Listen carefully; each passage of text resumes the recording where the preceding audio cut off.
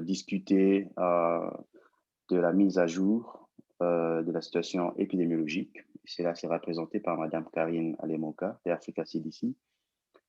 Et aussi, nous allons parler des cas d'infection COVID-19 chez les personnels soignants.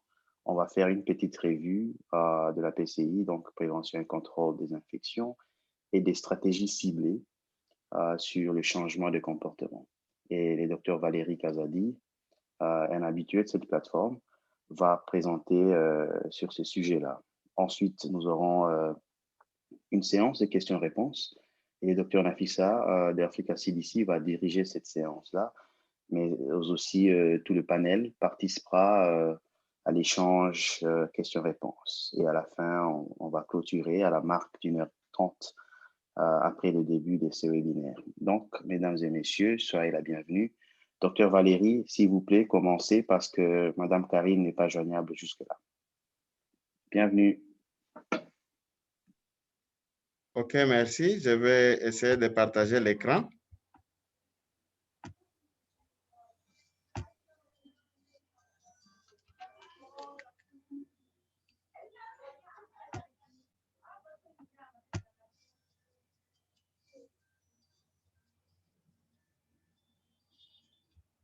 Est-ce que vous voyez mon écran?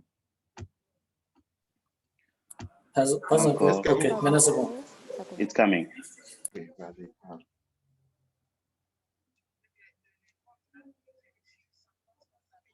OK, merci. OK. Est-ce que ma présentation est visible? Oui, tout à fait. Oui, oui. Slideshow. Vous l'avez maintenant en slideshow? Affirmatif. Oui, oui. OK, chers collègues, merci beaucoup pour l'opportunité que vous nous donnez. J'aimerais dire que probablement beaucoup de choses dont je vais parler sont des choses qui sont déjà connues. Mais j'ai préféré d'abord asseoir la théorie et m'assurer parce que je ne sais pas si antérieurement, il y a ceci qui a déjà été présenté. Et à chaque niveau, je vais associer de façon pratique ce que nous faisons. Je vais expliquer chaque chose et en donnant des explications pratiques. La théorie, quand on fait la revue, comme il a été dit tout à l'heure par professeur Andy, donc j'ai fait la revue des mesures IPC et je donne les illustrations que nous avons faites sur terrain. Donc, ici, nous allons parler du personnel de santé positif au COVID-19 et nous allons faire une revue de PCI et les quelques stratégies ciblées qui ont été prises pour permettre à ce qu'il y ait un changement de comportement. Et ceci est très important. Nous allons essayer de pouvoir travailler sur ça ensemble parce que c'est une contribution avec tous les panélistes que nous avons. Alors, tout de suite là, disons que la PCI, telle que nous le savons, son objectif principal, protéger le personnel, protéger le patient, qui est la priorité tout d'abord, mais aussi la communauté. Alors, les objectifs, comment est-ce que nous allons choisir les interventions PCI pour protéger le personnel de santé? Ici, c'est un problème de terrain. Comment arriver à faire changer le comportement du personnel de santé afin de se protéger lui-même, de protéger les malades et de protéger la communauté?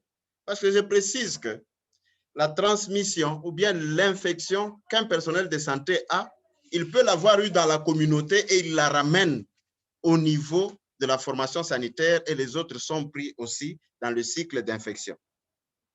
Il est aussi normal pour l'instant de noter qu'elle peut partir de l'hôpital, de la formation de santé pour se répandre auprès des autres personnels qui sont là et aller dans la communauté. D'où il y aura une combinaison de choses qui vont intéresser la communauté et intéresser aussi la formation sanitaire. Et la connaissance que les gens ont en général, comparée aux actes qu'ils posent, il y a souvent un fossé. C'est ce que nous allons voir tout de suite. C'est très vite. J'aimerais parler de l'introduction de la science à mise en œuvre, parler aussi de façon très normale un aperçu sur les stratégies scientifiques mises en œuvre pour essayer de pouvoir promouvoir ces pratiques qui sont fondées. C'est ce que je dis que les pratiques scientifiques que nous allons faire sont fondées sur cette théorie et une conception des interventions et de cette façon pratique, comment est-ce que nous allons faire une intervention qui a été conçue pour arriver à ce que nous puissions changer. Avec votre autorisation, je ferai une combinaison d'un tout petit peu de ce qui s'est fait dans Ebola, avec ce qui s'est fait, avec ce qui se fait aussi dans COVID-19, d'autant plus que toutes deux sont des infections et nous appliquons les mesures préventives qui sont semblables à un point donné, du point de vue de précaution standard, mais du point de vue des précautions additionnelles, c'est la précaution contact qui leur est commune et nous allons prendre la transmission par gouttelette, celle-là qui est connue pour COVID-19, et rajouter aussi un tout petit peu ce que nous avons par rapport aux procédures génératrices d'aérosols. J'ai préféré dresser ce tableau pour que nous puissions comprendre que nos interventions vont aussi se faire en fonction de ce que nous avons. Nous ajouterons aussi les mesures administratives qui sont très importantes et les mesures environnementales. Ceci est très important. Là, c'est dans les illustrations que nous allons donner cela. Très rapidement, nous disons que cette séance de mise en œuvre va pouvoir utiliser ce que nous appelons la méthode ou bien la stratégie multimodale. C'est très important que nous puissions comprendre ça. Donc, la science de mise en œuvre, d'implémentation, comment est-ce que nous avons pu implémenter les mesures que nous avons prises pour pouvoir réduire les infections ou pour pouvoir protéger. Ici, elle va pouvoir intégrer tout ce que nous avons comme connaissances scientifiques ensemble avec tout ce qu'il y a, donc connaissances scientifiques basées sur la recherche, bien sûr, en nous donnant ici des pratiques basées sur les évidences, ensemble avec les moyens que nous avons. Les moyens peuvent être financiers, les moyens peuvent être matériels pour pouvoir les combiner, et cela va essayer de nous aider à relier le savoir et le faire. Mais il y a souvent un écart, comme j'ai dit, entre le savoir et le faire. Alors, nous devons tirer très attention par rapport à ça, comment est-ce que nous allons rallier. Les théories sont données, mais comment est-ce que nous allons mettre ça en pratique? D'où c'est très important la science de mise en œuvre, que nous puissions ainsi donc le savoir. Oui, ces pratiques sont des pratiques consciencieuses et nous allons prendre les meilleures données probantes, ce qui a marché, qui a été prouvé scientifiquement que ça a marché pour que nous puissions avancer. Ça peut être au niveau de l'hygiène des mains et vous allez voir l'hygiène des mains va rentrer très fréquemment au niveau de la gestion des déchets ou même au niveau du dépistage. Le dépistage qui peut être à l'entrée de la formation sanitaire ou le dépistage qui peut être à l'intérieur, qui va continuer lorsqu'un patient est déjà hospitalisé avec la prise de température 2 fois par jour. C'est des choses que nous connaissons. J'ai préféré revenir là-dessus pour que nous puissions asseoir nos connaissances parce qu'il n'y aura rien de nouveau, mais c'est la manière de pouvoir implémenter qui pose problème. Ainsi donc, dans la stratégie multimodale, nous avons à éduquer le personnel. Nous allons faire des formations. Et dans la gestion de la qualité, c'est très important que nous puissions rentrer en regardant avec les indicateurs de performance pour regarder est-ce que les choses se sont améliorées. Est-ce que nous allons faire aussi cette planification? Nous pensons faire quelque chose pour changer. Nous concevons quelque chose dans la tête, nous mettons sur papier et nous allons l'enseigner. Nous allons aussi le vérifier. Et après l'avoir vérifié, est-ce que ça marche, est-ce que ça n'a pas marché, nous allons aussi vendre cela et après les gens vont pouvoir vivre et adopter. Et la restructuration que vous avez, elle peut être une restructuration qui peut être aussi du point de vue de l'infrastructure. Notamment, quand vous voyez, nous mettons le triage à l'entrée, nous modifions déjà l'infrastructure. Et toutes ces choses demandent à ce que nous puissions appuyer avec les finances. Mais pour réussir cela, il faut aussi des politiques qui soutiennent. Je précise qu'il y a beaucoup de variantes par rapport aux différents pays. Il y a des pays où les politiques sont très assises. Et dans ces politiques, vous avez les procédures opératoires, les procédures opératoires standard operational procedures. Vous avez aussi les lignes directrices qui permettent aux gens de pouvoir appliquer telle ou telle autre chose. Et c'est parmi des éléments essentiels qui nous permettent de pouvoir mettre et stimuler à différents niveaux nos interventions. Donc, voyez-vous, ce n'est pas une seule intervention qui va réussir. C'est mettre à éduquer le personnel, on donne les enseignements, on fait juste un briefing là-bas et puis on s'assied. Ça ne va pas réussir. Et nous allons montrer comment est-ce que ces choses réussissent quand vous accompagnez les gens. Et très rapidement, voilà comment est-ce que quand nous avons fait notre mise en œuvre de la stratégie ou des stratégies que nous avons combinées, qu'allons-nous avoir très rapidement? Pour mettre en œuvre une stratégie ou mettre des mesures, il faut penser à leur acceptabilité. Est-ce que les gens acceptent ça? Mais est-ce que c'est faisable? À un moment donné, on a vu les gens qui disaient nous allons pouvoir distribuer les tailles VEC. Ça veut dire vous avez cet équipement de protection individuelle dont les personnes s'habillent complètement de la tête jusqu'aux pieds et que nous allons distribuer partout. Mais est-ce que cela est faisable? Un seul taille-vec là coûte 150 $ ou 120 $ par pièce. Allons-nous réussir ça? Mais est-ce que d'abord c'est basé sur les évidences par rapport au coronavirus? Donc, c'est des choses assez importantes que nous devons mettre en place pour que nous puissions essayer d'avancer et de réfléchir là-dessus. Est-ce que ça sera durable, la durabilité de ce que nous faisons? Est-ce que ça va pénétrer dans les gens? Est-ce que ça va pénétrer dans la communauté? Est-ce que ça va pénétrer dans les formations sanitaires? Cela est très important que nous puissions le savoir et que nous puissions avancer. La fidélité, les gens vont-ils s'attacher à ça? Il faut trouver des choses qui sont faisables, auxquelles les gens vont s'attacher. Le coût va pouvoir intervenir là-dedans et l'adoption de ça pour que les personnes puissent s'approprier. Ça, c'est au niveau de ce que nous pensons mettre en œuvre. Et puis, au niveau du service, quand nous allons faire, il faut qu'il y ait une efficacité. On voit que ce que nous visons, on l'a atteint parce que ça a été effectif. Ça produit des effets. Est-ce que ça a mis les gens dans la sécurité? Ça, c'est très important. Et il faut que tout le monde y ait accès. Il ne faudrait pas que ce soit une chose qui soit taillée sur mesure. Ça sera très difficile à être appliqué. Mais ça sera orienté suivant le besoin que nous avons. Et beaucoup plus centré aussi sur le patient parce que ce que nous faisons a beaucoup plus intérêt à sécuriser le patient.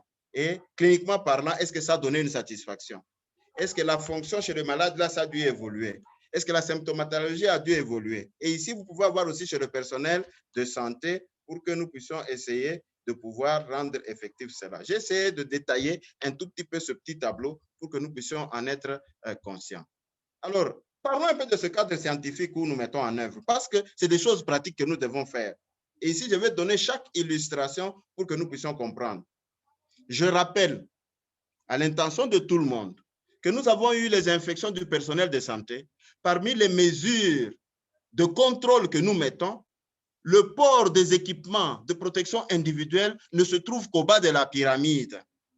Donc, c'est parmi les dernières des mesures auxquelles il faudra recourir, mais par rapport à l'ordre d'importance et d'efficacité. Donc, il y en a d'autres qui précèdent. C'est très important que nous puissions savoir ça. Alors, les évidences telles que nous voyons, nous partons de gauche jusqu'à la droite, nous voyons tout de suite que nous avons les précautions standards, nous avons les précautions additionnelles, nous avons les mesures administratives. Ces choses ont été prouvées. Mais ça a été prouvé scientifiquement que c'est des choses qui ont des effets. Les mesures administratives, j'aimerais tout de suite expliquer ça parce que les standards et les additionnels, on les connaît. Mais par rapport aux mesures administratives, nous pouvons nous dire que nous allons pouvoir changer notre personnel. Par exemple, celui-ci va travailler de telle heure à telle heure, changer de poste, et on fait une répartition dans le temps pour que, par exemple, au triage, il y ait suffisamment, où il y ait quelqu'un qui soit là en permanence pour trier et orienter les gens. Voyez-vous, un infirmier, une infirmière, un agent peut travailler de 8 heures à 12 heures et un autre peut travailler en ce moment-là de 12 heures jusqu'à 16 heures. Et cela nous permet de pouvoir balancer un tout petit peu. Les mamans qui viennent pour une consultation, par exemple aussi le personnel, on sait très bien que durant ce temps, on a beaucoup de malades qui vont arriver. On peut au téléphone, on se dit non, on va donner des rendez-vous sur base téléphonique par rapport à la gravité des cas. Un patient, par exemple, qui se retrouverait, je prends seulement dans le cadre de la dentisterie, un patient COVID-19 qui doit venir pour consulter afin que vous puissiez lui faire un dentier. Le dentier n'est pas une urgence, ça peut attendre sa guérison pour pouvoir travailler sur lui. Un peut venir pour une extraction dentaire, mais une dent qui ne le dérange pas. C'est tout à fait différent. Et vous allez vous dire, vous choisissez les choses qui sont électives et les urgences, de façon à ce que vous puissiez différer ça dans le temps. C'est des choses qui ont été faites pratiquement comme ça. On diminue le poids par rapport aux malades, par rapport au personnel qui est déjà en nombre limité. Il ne va pas être dépassé et surchargé. Ceci n'est pas la théorie, c'est ce que nous avons fait en pratique. Il y a des rendez-vous téléphoniques, mais sans faire souffrir les services qui sont courants. Par exemple, un patient qui est HIV positif, il faut le suivre par rapport à ceci et à cela, faire des examens de bilan sanguin et autres. On peut se dire, bon, il peut d'abord suivre son traitement normal, à moins qu'il y ait quelque chose de tout à fait anormal qui surviendrait, on le fait revenir. Alors, nous allons faire toutes ces mesures. Nous allons maintenant, par rapport à l'implémentation des stratégies, nous avons parlé de l'éducation, nous avons parlé de la restructuration de la gestion qualité des politiques des finances et la planification. Ces choses sont combinées. Parce que si vous prenez seulement une seule mesure, elle ne va pas marcher. Je dis du point de vue pratique ce que nous avons fait. Et ceci, dans COVID-19, ça se fait aussi. Alors, les résultats que nous avons. ça pénètre les individus, ça pénètre la pensée des gens, les gens adoptent cela, la faisabilité, l'acceptabilité et que ce soit des mesures qui soient appropriées. Et au niveau du service, j'ai dit ici, du point de vue du service que nous avons fait, nous avons une efficacité, il y a une sécurité qui est assurée et pour le personnel et pour les patients, et cela va s'étendre aussi au niveau donc des communautés. L'équité, j'ai dit que tout le monde, on devra faire pour que tout le monde puisse avoir donc accès à ça et qu'on ait une rapidité. On ne va pas bloquer le travail parce qu'on est en train de mettre des mesures. On essaie de rendre cela pour que le service reste coulant, pour qu'il reste rapide et on ne va pas pouvoir bloquer parce qu'on a mis trop de procédures afin de pouvoir permettre aux gens d'être soulagés. Et on obtient une satisfaction du point de vue clinique, là-bas pas critical mais clinique. On a en ce moment-là une satisfaction du point de vue aussi fonctionnel. La santé du malade s'améliore, sa symptomatologie s'améliore. Ça peut aussi être même le personnel de santé. Alors, donc au suivant, pour ne pas dire que cette stratégie ici, elle a été empruntée de ce que nous faisons par rapport à l'hygiène des mains. Allons juste au niveau de ce qui est au milieu. J'aimerais que nous puissions nous concentrer là-dessus. Le changement du système par rapport à l'hygiène des mains. Et ça, suivons très bien. Précaution standard, hein? Et c'est la plus grande, c'est celle qui pèse le plus. Coronavirus se transmet par quelle voie? Coronavirus va se transmettre par voie des gouttelettes, aussi par voie de contact direct ou indirect. On met à côté d'abord les stratégies, les procédures qui sont génératrices. Qu'est-ce qu'on se dit? La personne va porter le masque. Et on sait très bien que déjà d'autres mesures qu'on a déjà mis des triages sont là, mais déjà on dit on veut changer le système par rapport à l'hygiène des mains. Vous vous rendrez compte, non seulement Ebola a dû améliorer que les gens puissent pouvoir faire l'hygiène des mains, mais aussi au niveau de la COVID-19, cela a poussé beaucoup de gens à faire ça. Qu'est-ce que nous faisons? Nous avons conçu, il faudrait qu'il y ait des stations d'hygiène des mains qui sont posées. Quand on n'a pas des bassins, des lavabos qui sont prévus de façon, dans la construction même, on peut en faire d'autres avec des seaux Charlotte et autres que nous faisons d'habitude là, des seaux en plastique, on met un robinet et on approvisionne en eau. Et ici, on peut mettre le produit, le gel hydroalcoolique au lieu des soins. Regardez déjà à ce niveau-ci, nous allons essayer de nous battre pour changer le système. Dans le changement du système, on donne l'accès à l'eau courante. Si elle n'est pas là, on peut approvisionner en tank, ça existe. Les gens viennent, ils puisent et puis ils vont mettre dans des réservoirs pour utiliser cela. Nous ajoutons à cela l'éducation. Cette éducation, c'est que nous allons pouvoir nous mettre à donner la théorie couplée aux exercices, à la pratique, pour que les gens puissent maîtriser cette technique ici. Et quand on enseigne ceci, les gens vont prendre goût à cela parce qu'ils voient aussi la technique qui est très spéciale. Quand vous utilisez le gel hydroalcoolique, ça va plus vite. Quand vous allez mettre, et nous l'avons fait, à Butembo par exemple, quand vous avez mis la solution hydroalcoolique, les gens vont aller vite vers la solution hydroalcoolique. Quand vous allez mettre la solution hydroalcoolique, l'eau, le chlore, les gens vont choisir la solution hydroalcoolique. Elle est rapide, ça fait peu de temps. Le chlore, les gens ne supportent pas l'odeur. Mais mettez l'eau savonneuse, mettez aussi le chlore. Vite, les gens vont aller au chlore parce que c'est plus rapide. Ils n'ont pas besoin de pouvoir mettre trop de mousse et commencer à enlever. Voyez-vous la manière dont ça marchait. Du coup, ça va susciter, et dans la population, et chez le personnel de santé, une modification de comportement parce qu'ils vont courir vers des choses qui sont plus faciles à faire ou rapides. Mais disons que quand vous n'avez pas l'accès à tous ceux-là qui sont rapides, vous allez utiliser l'eau et le savon. Parce que dans tous les cas, quand les mains sont souillées, visiblement, il faudrait utiliser l'eau et le savon. Nous faisons les formations et puis nous évaluons. Nous allons voir, par exemple, nous dire, mais ici, dans la formation sanitaire, quand nous venons, nous allons évaluer pour voir, est-ce que ce personnel qui est ici, est-ce qu'il est compléant, est-ce qu'il adhère à ce que nous faisons, est-ce qu'il suit ce que nous faisons?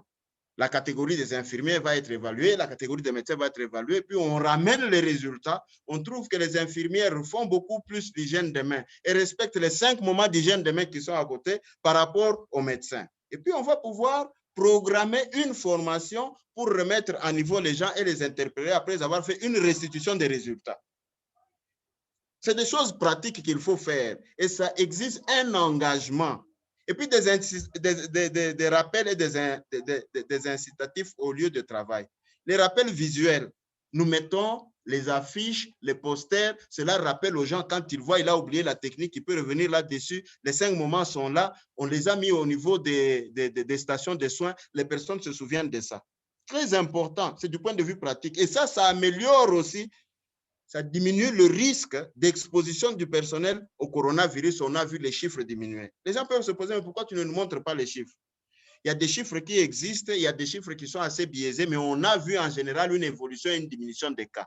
Mais beaucoup de pays gardent leurs données très sensibles et ne les partagent pas.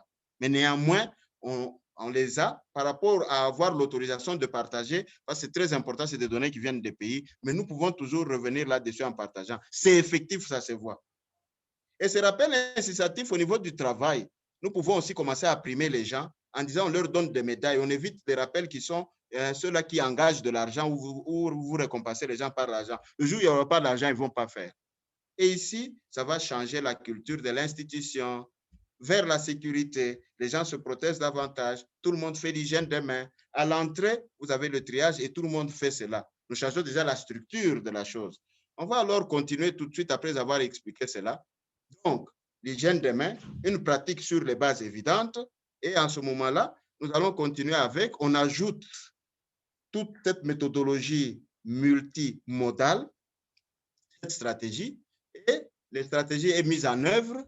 On va pouvoir restructurer, je vous ai dit, nous allons mettre des stations d'hygiène de main, il y aura tout un tas de choses qu'il faudra faire. On fait une planification et on fait l'éducation, la gestion de la qualité, et je vous ai dit, on va avoir des indicateurs qui vont permettre aux gens de suivre et tout cela. Et la communication et l'éducation nous permettent d'avoir en ce moment-là de bons résultats.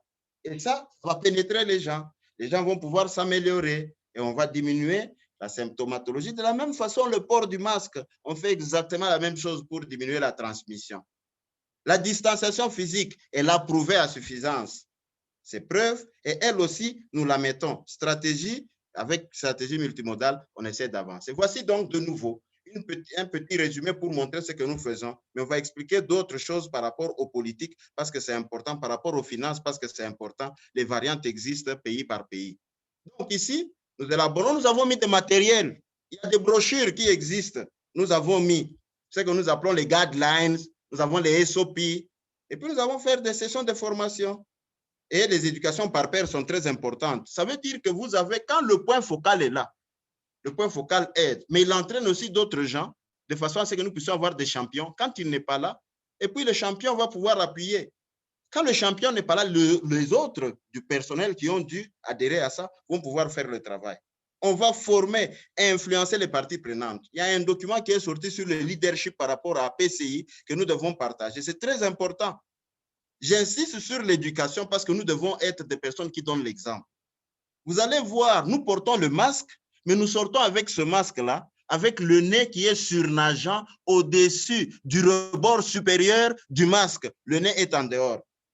Mais PCI, nous disons que le masque, il couvre quoi? La bouche et le nez. Mais si le nez est surnageant, toi qui vas faire une supervision, toi qui es personnel de santé qui porte un masque avec le nez qui est surnageant, comment un voisin pourrait-il changer de comportement? J'insiste là-dessus, c'est des choses pratiques que nous faisons et nous faisons des rappels très régulièrement. Alors, pour la qualité, nous allons organiser des systèmes de contrôle de qualité et ça existe dans beaucoup de pays. Les gens passent. Regardez un superviseur PCI qui est dans une aire de santé. Quand il passe régulièrement, il va organiser des systèmes où il passe et il a un papier où il évalue. Il y a des gens qui font des audits par rapport aux agents de santé, par rapport à l'ensemble de l'hôpital. Et on va pouvoir évaluer si notre pratique que nous avons mise a réussi, oui ou non. Et il faudra la rediriger. Et on va pouvoir faire un effort pour qu'on ait des données. Je dis que quand on n'a pas les données, c'est difficile de faire des publications. Mais aussi, c'est difficile de faire un plaidoyer auprès des bailleurs de fonds. J'insiste ici, je mets en rouge pour dire les gens d'assurance qualité. Le département du travail ou le ministère du Travail vont être sur le dos dans certains pays. Ils sont très forts. Ils viennent vérifier si vous qui employez les gens dans votre formation médicale, vous respectez les normes et que vous protégez les travailleurs qui sont là. Et vous connaissez, par exemple, ceux-là qui sont à l'étranger, le rôle des syndicats. Vous avez des syndicats qui agissent et vous devez agir avec beaucoup de précautions parce que ça peut rapporter beaucoup d'argent au tribunal. Vite, là, dans la planification, nous allons sélectionner. Nous avons sélectionné des stratégies. Comme vous avez vu, par rapport à l'intervention que nous devons mener et par rapport aux résultats que nous devons obtenir, nous développons un plan. Ce n'est pas de la théorie. Et ce plan-là de mise en œuvre, nous allons essayer de le mettre étape par étape. Ce qu'on appelle les stepwise approach. Donc, une approche au pas à pas qui nous permet de pouvoir mettre. Et pour construire l'adhésion des gens, vous menez des discussions avec eux, on parle avec le personnel. Pourquoi est-ce que vous ne mettez pas les masques? Quelle est la difficulté que vous avez, par exemple, pour pouvoir arriver à faire l'hygiène des mains? Et on va initier le leadership et amener des gens qui vont pouvoir piloter ce travail ici et établir en ce moment-là des relations aussi avec des partenaires. C'est très important. Vous allez voir le rôle des partenaires quand nous allons entrer dans les finances, dans les pays où nous avons des ressources qui sont très limitées. Alors, ici, dans la restructuration, on va réviser le rôle du personnel. Je vous ai fait voir ça. On peut changer, on fait des rotations, on peut développer aussi des équipes cliniques, on peut aussi changer des systèmes d'enregistrement, comme vous le savez. On récolte les données, il y a maintenant un registre qui est là, et les gens sont en train de récolter les données, et même un registre avec le personnel de santé pour voir qui est-ce qui a été à plus grand risque, qui est-ce qui a été à moindre risque. Je spécifie ici. En Afrique du Sud, il existe par exemple une évaluation de tous les personnels de santé que vous devez faire dans votre formation sanitaire pour savoir tel ou tel autre se retrouve-t-il à risque. Avec les gens avec des comorbidités, vous êtes un personnel soignant avec des comorbidités, vous êtes à un risque plus élevé par rapport à celui-là qui n'a pas les comorbidités. Et en ce moment-là, on peut repositionner ce travailleur à un lieu où il n'est pas plus exposé.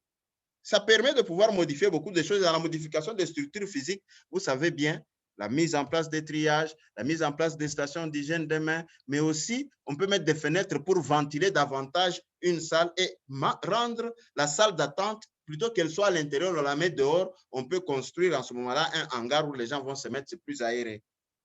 Très rapidement dans les finances, c'est ici que j'insiste, j'avais déjà parlé de ceci.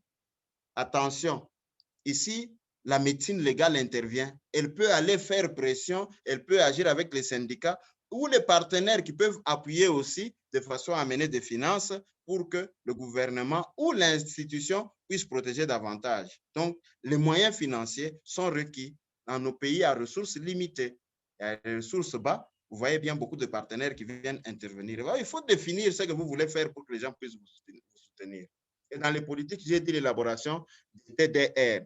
Et très concrètement, quand vous avez défini les termes de référence pour un individu, les termes de référence pour un infirmier, il connaît ce qu'il doit faire comme activité. Cela est très important pour lui. Et les procédures d'opération standard que vous donnez aussi permettent à ce qu'il puisse suivre. Ça diminue les infections parce qu'il connaît comment faire telle chose. Moi, par exemple, quand je dois faire une injection, vous n'allez pas vous mettre des kilomètres pour faire une injection sur un patient. Vous devez l'approcher. Mais quand vous l'approchez, vous savez que vous devez mettre votre masque. Vous savez que vous avez fait l'hygiène des mains. Vous avez fini de faire votre injection. Vous savez que vous devez faire aussi l'hygiène des mains. Vous savez aussi quand est-ce qu'il faut faire le port des gants. Donc, l'engagement politique est très important ici de tous et de chacun. Très rapidement, les stratégies que nous voyons ici, ce sont des stratégies. Vous pouvez choisir l'une ou l'autre, mais ne manquez pas d'avoir l'éducation là-dedans quand vous choisissez des stratégies. L'éducation doit toujours être là-dedans. Et l'éducation seule ne peut pas marcher. Alors, je vais donner très vite ce que nous avons fait par rapport, et pour chaque élément, je donne des exemples pratiques. Alors, avant de pouvoir faire une intervention, quels sont les défis auxquels vous faites face? Vous passez en revue tous les outils, vous avez évalué une formation sanitaire, vous avez fait avec une grille de pointage où vous avez mis ça, ça existe, ça n'existe pas, ça, il faudra avoir.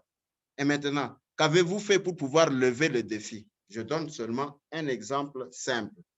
On dit qu'il faudra porter le masque N95 pour pouvoir se protéger, que tout le personnel puisse avoir ça. On a trouvé ça comme discussion. On a dit non.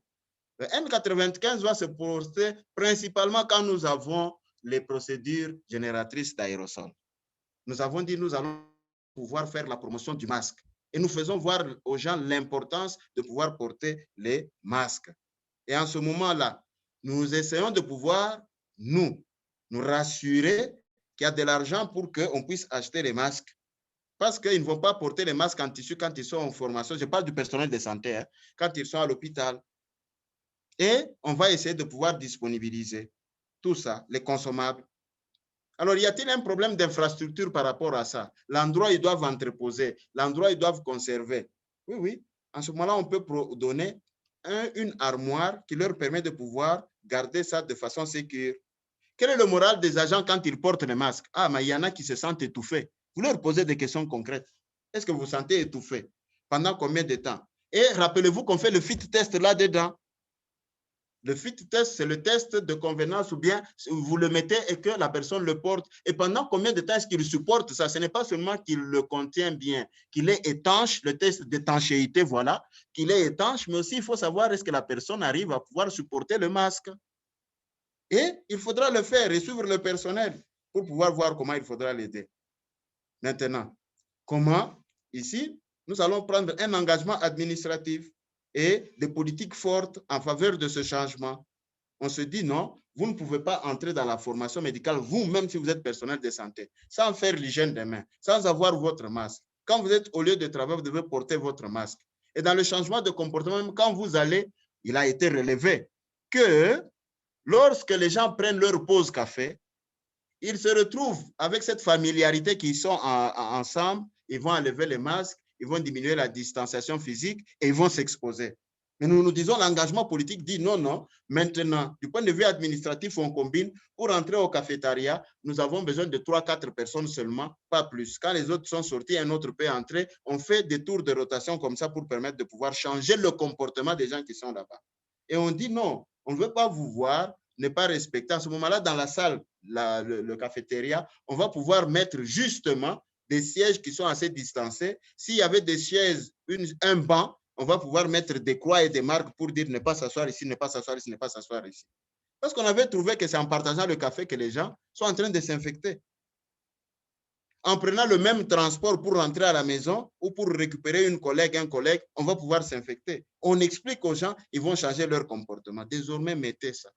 Et comment à ce moment-là, on va faire les opérations au niveau des formations sanitaires par rapport au premier cas que nous avons eu et quand les gens se présentent au niveau des installations et quand moi-même je suis positif.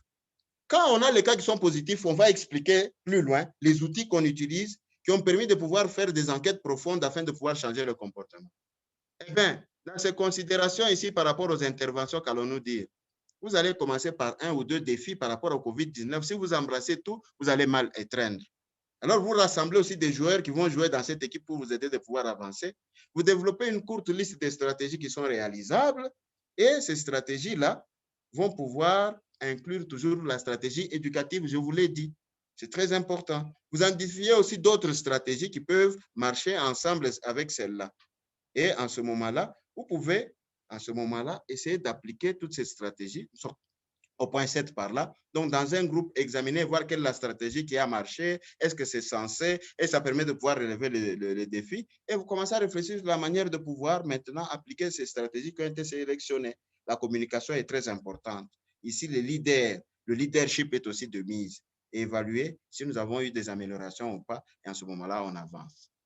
Ici, conception de l'intervention. Très rapidement, nous avons, par exemple, pour le dépistage, vous savez très bien que nous allons dépister à l'entrée. Nous allons aussi dépister à l'intérieur. Cela demande le thermoflash. Cela demande que nous puissions avoir des registres ou des fiches, ainsi de suite. On se prépare par rapport à ça. Le défi qu'il faudra relever ici, on éduque aussi les gens comment faire le dépistage, comment manipuler le thermoflash, comment est-ce qu'on peut arriver. Et cela est arrivé parce que même le personnel de santé est protégé. Quand vous bloquez les gens à l'entrée et les orientez, ceux-là qui sont à risque, vers une autre ligne, on sait déjà qu'ici, c'est un cas d'alerte et nous allons nous en occuper de cette façon, de cette façon. Ça expose moins le personnel qui est à l'intérieur. Je ne sais pas si vous me suivez très bien. Je n'insiste pas beaucoup sur les équipements de protection, mais j'insiste d'abord sur tous les moyens qui ont été mis autour avant d'arriver aux équipements de protection individuels. Et on continue à ce moment-là. Le dépistage nous aide, on va former les gens, on va les entraîner. Et à ce moment-là, la gestion qualité, comme d'habitude, on va contrôler. Aussi, on passe régulièrement à ce que le thermoflash fonctionne. Est-ce qu'il donne de bonnes températures? Est-ce que ceci est-ce que les gens même remplissent ce registre que nous avons posé? La fiche, est-ce qu'elle est remplie? À ce moment-là, on peut se dire que le travail de qualité est fait à ce niveau-là. On sait qu'on va arriver à bonne satisfaction. Et puis, on va restructurer. Je vous ai dit par rapport au transfert des tâches. C'est important. Vous voyez, je suis en train de combiner. Tous les points auxquels nous intervenons par rapport à COVID-19, dans la chaîne épidémiologique, dans la chaîne des activités plutôt de santé publique, j'allais dire, dans la chaîne des activités de santé publique, tout ce que nous menons comme action de santé publique pour pouvoir nous protéger et protéger le personnel. Et voilà, nous allons signer des contrats, nous allons mettre des politiques, donner les SOP et nous allons donner les guidelines pour que les gens puissent savoir et nous aurons amélioré la PCI. Parce que quand nous avons amélioré la PCI en général, le personnel de santé va être aussi protégé. On continue pour dire en ce moment, regardez l'exemple, les visites des fossats régulièrement, nous regardons sur terrain et regardez ce qui se présente par rapport à la gestion des déchets. Nous voulons améliorer, on a des évidences, on peut venir pour donner et orienter les gens par rapport à cette image que vous avez. Puis nous nous retrouvons dans les évaluations hebdomadaires, les supervisions quotidiennes et qui sont plus fréquentes. Ça va nous permettre de pouvoir améliorer et essayer de remettre les gens à l'ordre pour que les gens puissent avoir une conscience claire et éclairée sur ça. Il y a beaucoup de choses qui peuvent être faites sur le terrain maintenant. Et en ce moment-là, quels sont les outils? J'entre maintenant chez le personnel qui est positif. Par rapport au personnel qui est positif. Alors, nous avons des outils qui vont pouvoir évaluer d'abord. Ici, la stratégie nationale de protection des individus par rapport à la santé. Et cette stratégie, cette politique existe dans tel ou tel autre pays. Actuellement, l'OMS, l'Africa CDC, ensemble avec ICANN, sont en train de promouvoir cela. Et cela est très important que nous puissions avoir des outils qui nous permettent de faire ça. Alors, on va pouvoir analyser d'abord du point de vue situationnel comment est-ce que le personnel de santé est protégé. Et cet outil qui va pouvoir évaluer va pouvoir nous conduire à ce que nous puissions savoir que cette politique nationale est-elle bonne ou mauvaise pour protéger les individus. Et qui devrait utiliser cet outil? On nous dit que le comité national PCI peut être composé des gens du ministère de la Santé, des représentants des parties prenantes, des partenaires, ainsi de suite. Et comment l'utiliser? Ici, il faut former les gens. Et l'objectif est d'atteindre plutôt des résultats qui sont consensuels. Voici l'outil en question. Au début, nous venons pour vérifier. Est-ce qu'ici, il y a un point focal PCI? Parce que nous avons besoin de gens qui rappellent, nous avons besoin qu'ils sont comme des représentants de tout cela. Ah, s'il n'y en a pas un, nous allons pouvoir en désigner un et descendre au niveau de la case qui est en bas. Il va faire une évaluation initiale du centre de santé. Et en bas, l'outil, malheureusement, ici, ça semble être trop petit. Je disais que vous avez, est-ce qu'il y a un programme contre les maladies infectieuses au niveau de la formation? Est-ce que nous avons un programme au niveau de la province, au niveau du district? Est-ce que le triage est disponible? Nous allons identifier aussi, est-ce que nous avons une zone aussi qui est dédiée à pouvoir isoler? Est-ce que nous avons la station d'hygiène des mains ou les stations d'hygiène des mains qui sont tout à fait disponibles? Combien de gens ont été éduqués? Est-ce que nous avons les équipements de protection individuelle? Est-ce que les déchets sont bien triés? Parce que quelqu'un peut aussi se contaminer dans la manipulation des déchets. Cela est très important. Dans la gestion des déchets, la ségrégation est-elle bonne? Est-ce que nous avons une alerte intra-hospitalière? Quelqu'un est déjà hospitalisé, inconnu, ainsi de suite. Est-ce qu'il y a, par exemple, cela qui est mis en place? Est-ce qu'il y a les procédures de stérilisation qui sont en place? Est-ce que le bio-nettoyage de l'environnement est là? Est-ce que, ici, quand le personnel a été exposé au SARS-CoV-2, est-ce que nous avons des techniques pour pouvoir, ou un plan qu'il doit suivre pour qu'il puisse être pris en charge? Est-ce que l'approvisionnement de l'établissement en eau est là? Est-ce que l'hygiène et la propreté de l'établissement sont en place? Quand on a évalué tout ceci, on a trouvé qu'il y a des insuffisances, on va évaluer, on va mettre un plan opérationnel, un plan d'amélioration de la qualité. Et ce plan est mis en œuvre, il va être réévalué, on va faire le cycle et va être mis à jour régulièrement. Je dis par rapport au personnel de santé, on a évalué tout ça pour savoir, parce que tout ceci améliore le cadre général de la PCI et a de l'impact aussi sur l'individu qui est le personnel de santé. Alors, nous avons ici donc cet outil 2 qui va pouvoir maintenant, qui va pouvoir nous permettre de pouvoir évaluer le risque auquel le personnel a été exposé. Il est positif, on va voir le positif plus tard, mais il a été exposé à quel risque?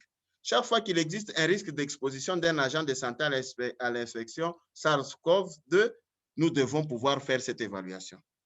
Qui va l'utiliser? Le gestionnaire de santé ou des personnels qui sont spécialement formés autour de ça.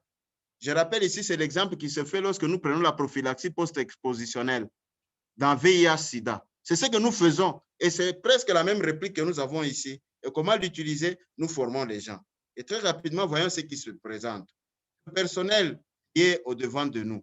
Ce personnel, est-ce que... Pardon, je m'excuse. Je m'excuse. OK, c'est par là. Donc, je disais qu'on va évaluer le risque de cette personne. Est-elle exposée? Le personnel a été exposé, oui ou non? Et cette exposition va pouvoir se lire de cette façon-ci. Avait-il pris des mesures de protection? Il a porté les PPI, il a gardé la distanciation par rapport au patient qui est venu ou par rapport à l'autre collègue qui avait été exposé ou qui est, donc, se trouve dans cette situation-là, hein, où il lui présente les dangers. Si oui, on sait que le risque est faible et la personne sera prise en charge de la même façon, on va commencer à l'observer et la personne va continuer elle-même à porter le masque, à faire l'hygiène des mains, à prendre toutes les mesures normales. Si cette personne n'avait pas pris les mesures nécessaires, nous sommes dans le personnel de santé. Ceci est très important que nous puissions essayer de pouvoir ramener cette personne ici. On va l'éduquer, on va lui demander de pouvoir continuer et en fonction de ce que nous avons comme résultat, elle sera observée si elle va manifester des signes, oui ou non. Et en cas de manifestation des signes, la personne va arrêter de travailler pendant un temps de façon à ce que aussi le test va être fait chez cette personne ici. Et quand il nous revient positif, on va continuer à le prendre en charge et puis peut reprendre le travail plus tard. Et ici, je souligne que cette personne doit être prise en charge et socialement et psychologiquement. Parce que ça donne des effets. La personne peut ne pas être sincère et ne pas vous exposer ce qu'elle a connu comme problème. La prise en charge sociale est très importante. Voici, quand maintenant une personne est positive, agent positif, c'est avéré la personne est positive. Nous devons approfondir notre enquête. Nous poursuivons pour connaître dans quelles circonstances cette personne. Ici, déjà, les théories, vous les connaissez. Chaque fois qu'un agent de santé est positif et qui devrait utiliser un gestionnaire de santé, une personne qui a été formée et une personne qui a une expertise approfondie. Et vous ajoutez aussi les aspects cliniques, épidémiologiques et biologiques là-dedans. Alors, voici ce qui va se passer. Vous menez cette enquête. Enquête auprès de cette personne-là. Déterminer les circonstances où l'événement lui sont arrivés. Si la personne avait pris les mesures de prévention, elle sera aussi à bas risque, mais elle sera toujours suivie. Mais la personne est déjà positive, hein? Mais elle s'est exposée de l'une de l'autre, mais nous ne savons pas. Ça peut être dehors, mais ça peut être à l'intérieur. Pour approfondir cette enquête, faire la différence entre l'exposition et la contamination dans la communauté et l'exposition et contamination au milieu de la fossa, ça devient très difficile. Mais néanmoins, cette personne va être retirée. La personne va suivre les soins que nous connaissons, cette prise en charge, mais j'ajoute la prise en charge psychologique et sociale est très importante pour le garder attaché aussi à son service et soulager sa psychologie. Et par rapport à la communauté chez lui à la maison, il faudra continuer à travailler avec lui. Alors, il faut créer cette culture. C'est là que nous arrivons à la fin. Quand vous regardez, les choses changent dans les formations sanitaires parce qu'une culture s'est installée. Assurez-vous que toutes les politiques sont en place, avec les incitatifs qui peuvent être là, inciter aussi les gestionnaires à pouvoir se mettre en mouvement et ça devient une seconde nature. Et impliquer vos collègues pour pouvoir les encadrer. Vous informerez toujours les employés nouveaux qui viennent des mesures qui doivent être là, ils doivent être entraînés. L'induction qui s'est faite de ces personnes, l'initiation qui s'est faite quand ils entrent dans le service doit contenir aussi les aspects PCI. Il faut surveiller, évaluer et réduire les infections donc, qui sont associées aux soins, parmi lesquelles se retrouve aussi COVID-19. Et se préparer aussi aux urgences pour pouvoir intervenir. Et enfin, il faudra investir de l'argent dans tout ça. C'est très important.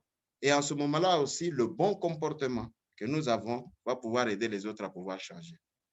Voilà un tout petit peu donné les éléments que nous avons préparés en ce jour ici par rapport donc à cet aspect particulier. Je crois que dans les questions et réponses, le jeu questions-réponses, j'essaierai ou nous essaierons ensemble avec les panélistes de répondre à ce qui se fait effectivement quand un patient, pardon, quand le personnel est positif, comment avons-nous réduit? Mais rappelons-nous aussi que la résurgence arriverait. La résurgence de l'infection peut arriver dans la communauté. Nous, personnels de santé, comment sommes-nous préparés par rapport à ça? Je mets cela comme aussi point de discussion parce que ce que nous avons manqué de pouvoir appliquer à la première vague, nous devons à cette période ici travailler intensément pour qu'il n'y ait pas relâchement afin qu'on perpétue cela au niveau des formations sanitaires et dans les communautés par rapport à la communication des risques et l'engagement communautaire afin que nous puissions éviter la deuxième vague, sinon que nous puissions la maîtriser lorsqu'elle va pouvoir arriver. Je vous remercie donc et remets la parole donc au modérateur. Merci, Dr Valérie, pour cette brillante présentation. Nous allons garder nos questions jusqu'à la fin. Nous invitons maintenant Madame Karine Joël Alemoka pour sa présentation. Madame, vous aurez 15 minutes maximum et puis nous aurons une séance de questions-réponses pour les dernières 30 minutes. Bienvenue, Madame Karine. Merci. Vous me recevez maintenant? Très bien. D'accord. Je vais partager mon écran d'abord. Est-ce qu'on partage la présentation, docteur Nafissa? Oui. Voilà, je pense que c'est bon. Sur Oui, slideshow. Voilà, c'est bon. d'accord. OK. Donc, je vais vous présenter la situation épidémiologique de ce jour, le 30 octobre 2020. On peut passer au slide sur la situation mondiale. OK. Oui, c'est fait. Donc, cette diapositive montre la situation épidémiologique dans le monde. Et sur la carte de gauche, vous pouvez voir la répartition des cas COVID par pays dans le monde. Plus la couleur est foncée, plus le pays est touché. Donc, la couleur la plus sombre, ce sont des pays qui ont signalé plus de 300 000 cas depuis le début de la pandémie en janvier. On peut constater que l'Europe détient le plus grand nombre de cas, mais aussi on a les États-Unis qui ont la même couleur, et puis le Brésil et l'Océanie. Donc, voilà. Et sur nos panneaux de droite, on a une courbe épidémiologique montrant les tendances des cas COVID-19 signalés quotidiennement par les 6 régions géographiques de l'OMS. Si vous voyez sur cette courbe, la partie rouge, c'est la courbe de l'Afrique, en fait. Et vous verrez que l'Afrique est le continent le moins touché par cette épidémie jusqu'à présent. Slide suivant. Donc, ce qui nous amène à nous concentrer sur la situation épidémiologique en Afrique. La courbe nous montre des nouveaux cas COVID signalés quotidiennement en Afrique. Et si vous voyez bien cette courbe rouge-là, en fait, ça représente la moyenne mobile de 7 jours. Donc, si on analyse ces courbes, on a plus de 1,7 million de cas en Afrique, plus de 42 000 décès, avec un total de létalité de 2,4% et 1,4 million de personnes guéries, ce qui porte le taux de guérison à 82%. Suivant. Donc, le tableau illustre la situation par région en Afrique. Et en 24 heures, l'Afrique a enregistré 9 300 nouveaux cas avec 153 décès et 5 901 guéris. La sous-région qui a enregistré le plus grand nombre de cas, c'est la sous-région du Nord, avec 4 313 nouveaux cas, 71 décès et 2 545 guéris. La région qui a enregistré qui a signalé le moins de cas, c'est la région Afrique centrale, avec 4 nouveaux cas seulement, 1 décès et 2 guéris. Le total cumulé des cas à ce jour est de 1 759 794 cas pour 42 336 décès et 1 438 841 guéris. Slide suivant. Alors, ça nous amène à cette carte rapportée par les États membres. Sur cette carte, nous pouvons observer que 23 pays signalent moins de 5 000 cas, 10 pays sont entre 5 000 et 10 000 cas, 14 pays sont entre 10 000 et 50 000 cas, et 7 pays sont entre 50 000 et 500 000 cas. Et on note que l'Afrique du Sud est le seul pays qui a signalé plus de 500 000 cas à ce jour. Slide suivant. Le cumul de l'incidence des cas COVID par État membre, nous avons 5 pays qui ont 10 cas pour 100 000 habitants, 29 pays, dont la plupart des pays africains, qui ont entre 10 et 100 cas pour 100 000 habitants, 15 pays qui ont entre 101 et 500 cas pour 100 000 habitants et 5 pays qui ont plus de 500 cas pour 100 000 habitants. Et ces 5 pays sont l'Afrique du Sud, l'Égypte, le Cap-Vert, Djibouti, le Maroc et la Libye. Et nous pouvons aussi observer sur cette carte que la Tanzanie, nous n'avons pas de données pour la Tanzanie. Slide suivant. Alors, Africa CDC a mis sur pied l'initiative PACT. Nous n'allons pas nous attarder dessus aujourd'hui, juste pour dire que c'est cette initiative qui a permis d'accélérer le nombre de tests de COVID réalisés en Afrique. Et quand on se concentre sur ce nombre de tests, on se rend compte qu'il y a eu 18 millions de tests réalisés. Vous voyez la courbe grise, c'est le nombre total de tests réalisés. Et les autres courbes, ce sont des tests réalisés par région. Et on se rend compte que la région Afrique centrale a le ratio de tests le plus bas, ce qui pourrait influencer le nombre de cas signalés, qui pourrait ne pas être, qui n'est peut-être pas la réelle diminution des cas, mais plutôt les tests les moins efficaces. Voilà. Donc, on a un taux de positivité de 9,6%, ce qui nous donne un ratio de 10,4 tests par cas signalé. Voilà la situation épidémiologique à ce jour. Et pour ceux qui veulent entrer en possession de cette présentation, vous êtes priés de laisser votre adresse email en commentaire. Merci. Merci, Madame Karine, pour cette présentation, la mise à jour épidémiologique. Alors, je vais me prêter à cet exercice de résumé tout ce que le docteur Valérie a dit.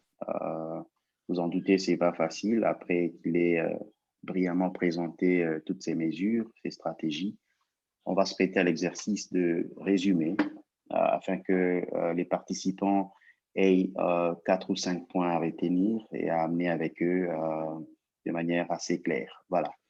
Donc, les sujets d'aujourd'hui concernaient en fait les différentes stratégies PCI pour voir comment éviter les cas d'infection COVID-19 parmi les personnels soignants. Alors, le docteur Valérie a exprimé ou il a expliqué longuement la stratégie multimodale. Ça, c'est le premier point, la stratégie multimodale qui va en fait ici renfermer 5 stratégies clés. C'est donc ici, par exemple, le changement de système. Par changement de système, comprenez qu'il faut augmenter, par exemple, ici, les ressources matérielles et humaines. Il faut, par exemple, ici, améliorer l'infrastructure, donc l'équipement. Vous avez aussi la formation et l'éducation. Il a vraiment martelé l'importance de la formation et de l'éducation. Donc, qui doit entraîner qui doit être, donc qui doit former qui et qui doit être formé. Quels sont les matériels utilisés pour la formation? Comment est-ce que vous allez former les gens?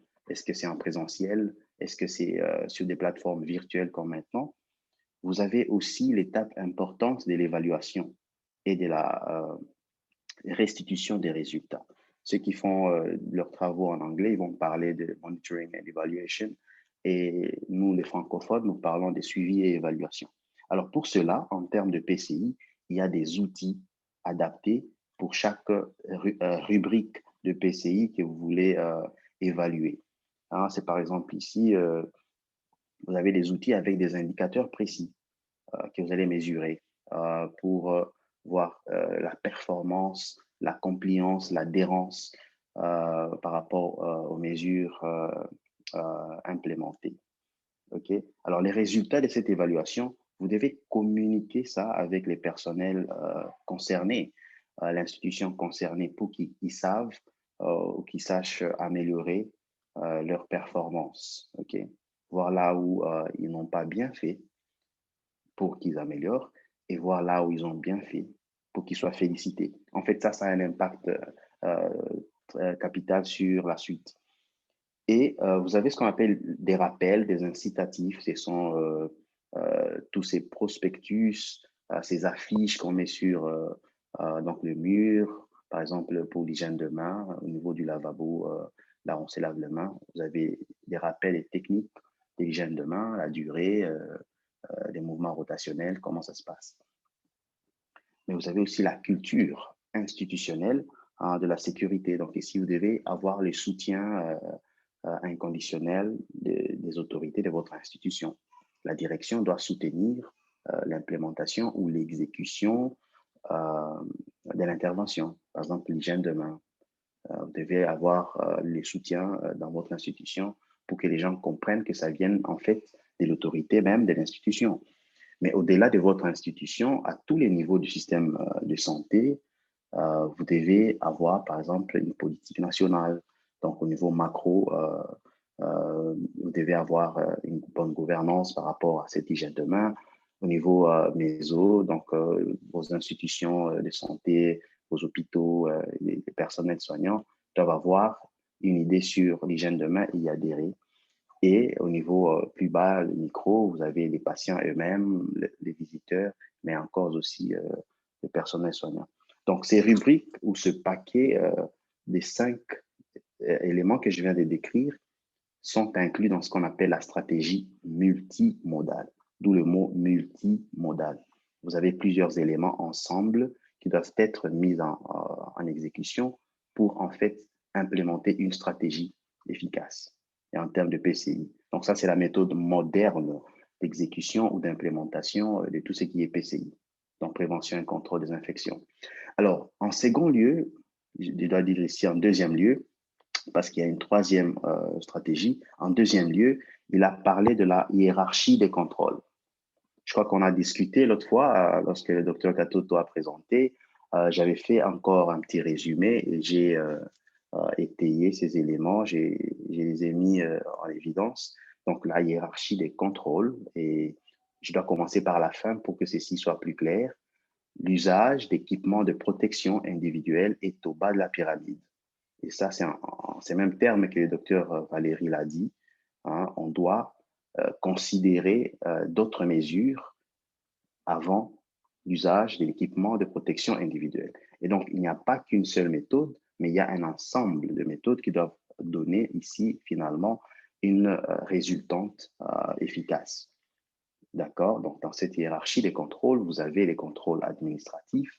Vous avez aussi, par exemple, ici, les contrôles d'ingénierie, des contrôles environnementaux aussi, et l'usage des équipements de protection individuelle au bas de la page. D'accord? Voilà. Alors, en troisième lieu, et le tout dernier, c'est lorsqu'il s'agit finalement, de manière pratique, des cas d'infection chez les personnels soignants. Il y a des outils. Et par exemple, à l'OMS, il y a les 3 outils essentiels qu'on doit utiliser. Le tout premier, on doit évaluer l'existence d'une politique nationale de protection des agents de santé. Et le docteur Valérie a discuté un bel organigramme qui renfermait les éléments clés de ce premier outil qui évalue finalement l'existence d'une politique nationale de protection des agents de santé. Le deuxième outil, et donc je dois tirer votre attention entre le deuxième et le troisième outil, quelle est la différence finalement? Il y a un groupe où on parle du risque d'exposition par le personnel soignant, et de l'autre côté, on parle finalement des cas confirmés positifs chez les personnels soignants. Il y a 2 outils et ils sont différents et la population concernée est aussi différente. En cas d'évaluation du risque d'exposition, il y a un outil qui va vous permettre finalement de voir si le risque d'exposition est élevé ou alors il est bas. Et dans les 2 cas, il y a une procédure à suivre. Lorsque le risque est élevé, il y a 3-4 choses à faire. Par exemple, vous abandonnez vos activités cliniques, vous allez faire un test COVID, donc voir si vous avez été infecté par le SARS-CoV-2. Vous devez faire un monitorage de vos signes cliniques, dans les signes et symptômes, et rester en contact avec un personnel soignant, OK, pour voir quand est-ce qu'il faut prendre l'action. Et de l'autre côté, vous avez finalement un cas confirmé. Celui qui est confirmé, il y a un autre outil. Là, maintenant, c'est l'investigation des cas. On doit pouvoir analyser les facteurs des risques qui vous ont conduit finalement à l'infection et utiliser ces données pour améliorer la politique de l'institution et prévenir qu'il n'y ait pas finalement d'autres cas par après. Voilà.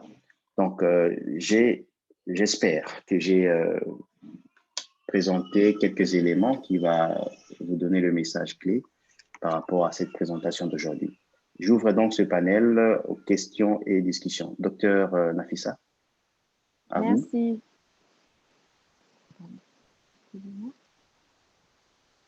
Merci. Merci beaucoup. Est-ce que vous m'entendez? Parfaitement. Super, merci. Vraiment, merci à nos panélistes. Merci au docteur Kazadi pour vraiment une très belle explication, un très bon exposé sur la mise en œuvre axée sur les résultats vraiment dans la gestion des patients au quotidien en cette période de Covid. Et très bien résumé encore par le docteur Boulaboula. Vraiment, merci beaucoup pour toutes ces précisions. J'ai l'impression qu'on a vraiment écouté cette présentation 2 fois, une fois avec le docteur Kazadi et une fois avec le docteur Boulaboula. Très bien présenté. Merci encore. Et je voudrais vraiment mettre l'emphase encore une fois sur l'éducation parce que je pense que ce sont des choses que nous voyons tous les jours, même en dehors du monde de la médecine. Moi, je vais prendre un exemple personnel. Quand je pars au supermarché et qu'on prend ma température, par exemple, la personne ne regarde même pas la température qui est affichée sur le thermomètre. Ou quand on regarde la température, ça dit 33 degrés. Et bon, là, je devrais être morte, je pense. Et là, ça me ramène sur un peu la question de Clotilde, que je dois vraiment remercier parce qu'elle est très active dans tous nos webinaires, vraiment beaucoup de questions. Et Clotilde qui nous demande est-ce que l'éducation qui se fait pour le personnel, est-ce que ça se fait de façon virtuelle ou en personne? Et là, j'imagine qu'il y a bien sûr des situations où il y a des choses, par exemple, utiliser le thermomètre qui vont se faire. Et bien sûr, si on a besoin d'experts en la matière qui ne sont pas présents, on peut aussi envisager une formation virtuelle. Docteur Kazadi, à vous. Je vous remercie. J'espère que vous m'entendez. Absolument. Allez-y. Oui, j'aimerais tout de suite dire que le professeur Andy a donné cette réponse. Il dit que ce soit formation virtuelle, que ce soit une formation face à face, nous devons accompagner toujours toutes les formations de la pratique. C'est ainsi que vous voyez ce que nous faisons maintenant. Au niveau du pays où vous êtes, les différents points focaux, les différents responsables et les répondants doivent absolument s'approprier ceci et montrer aux gens comment faire. Je reviens sur le thermoflash ou le thermomètre à infrarouge, que ce thermomètre a une manière de l'utiliser, une manière de le conserver.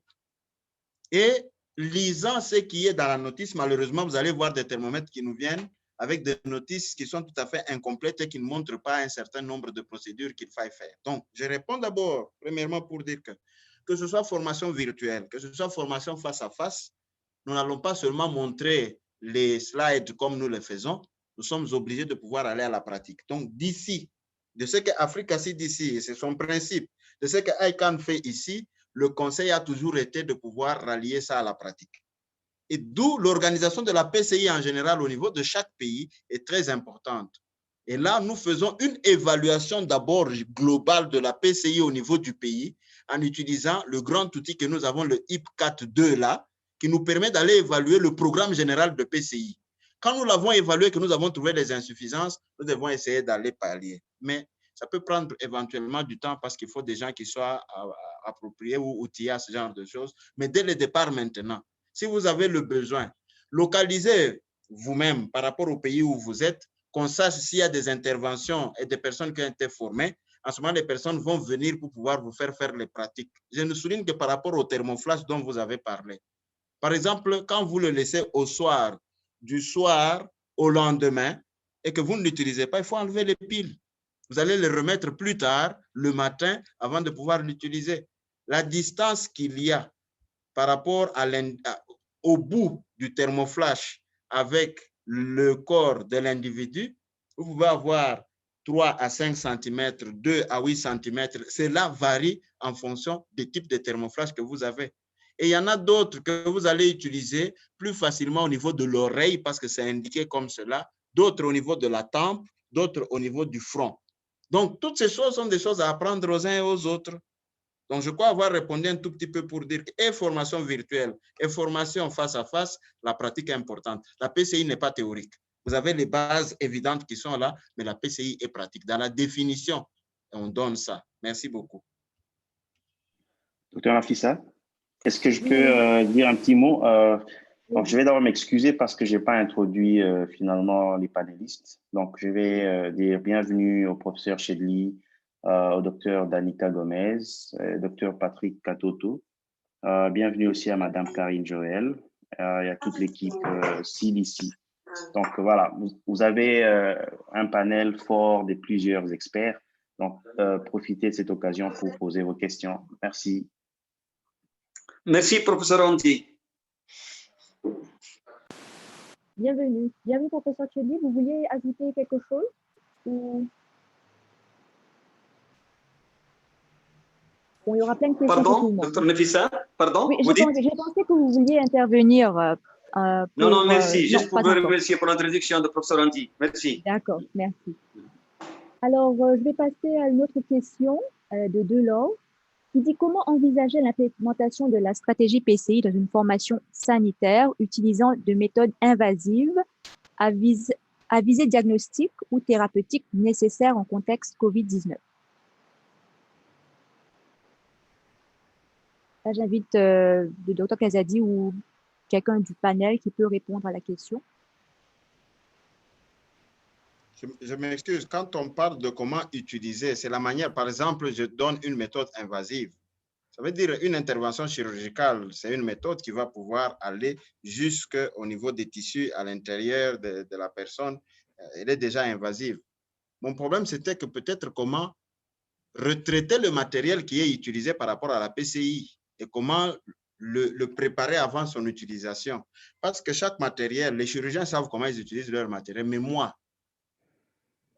vous, comme PCI, qu'allez-vous faire? Donc, nous avons par rapport à la décontamination, aux procédures de décontamination, nous savons très bien que nous avons le matériel qui est critique, le matériel qui est semi-critique et le matériel qui est, enfin, comment je dis, critique, semi-critique et qui peut être aussi à un niveau, hein, donc, avec un risque plus élevé. Et je vais pouvoir donner ça, ça va nous permettre de pouvoir répondre ensemble. Parce que chaque matériel, en fonction de ce qu'il est, en fonction de la charge microbienne, en fonction de la nature du matériel que vous utilisez, les méthodes de retraitement de ce matériel est très important. Et c'est ainsi que vous avez la classification de Spalding. Je crois que c'est des choses qui ont déjà été données. Ça nous demande de pouvoir regarder chaque matériel et de savoir que pour les critiques, généralement, il faut aller à la stérilisation. Et tout de suite, nous le savons très bien. Une stérilisation ne peut pas se faire sans désinfection préalable et la désinfection doit pouvoir être précédée du nettoyage préalablement. Peut-être c'est de cela que nous pouvons parler. Et la manière de conserver le matériel aussi est très importante. Et chaque matériel qui vient, vous allez regarder selon le fabricant, il vous dira que ceci, il faut faire à telle température, dans tel cadre, dans tel cadre.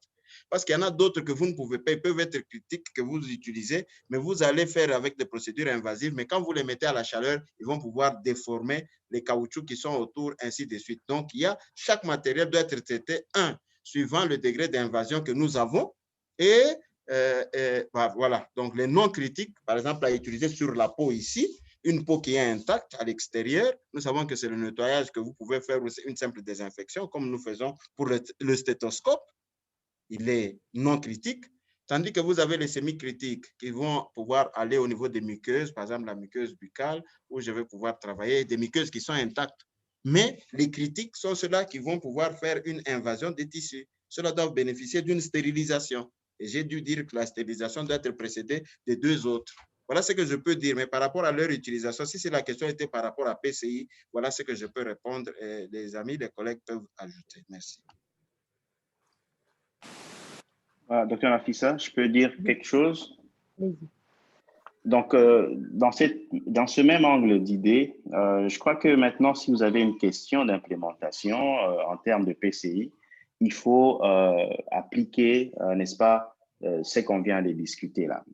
Donc, finalement, il faut une stratégie multimodale. Il faut voir s'il y a un changement de système. Par changement de système, est-ce qu'il y a l'infrastructure qui vous permet d'installer ou d'implémenter votre intervention? Est-ce que vous avez, par exemple, les ressources humaines et matérielles qui s'imposent? Il faut maintenant voir si les personnes qui vont travailler dans cet environnement où vous aviez équipé, ils ont été formés, ils ont l'éducation qu'il faut et qu'ils ont été bien formés. Donc, par bien formés, on dit qui vous a formé, comment il vous a formé, quels sont les matériels qui ont été utilisés, quelles sont les ressources, les références. OK? Et puis, il faudra voir un système d'évaluation avec des outils bien appropriés pour voir si vous pouvez définir des indicateurs. Par exemple, est-ce que tous les opérateurs sont capables de faire l'hygiène de main correctement? Est-ce que les nettoyeurs nettoient correctement les appareils que vous utilisez? Quel est le matériel qu'ils utilisent pour nettoyer les appareils? La solution qu'ils utilisent, OK? Il faut aussi voir s'il y a des rappels, il y a des incitatifs.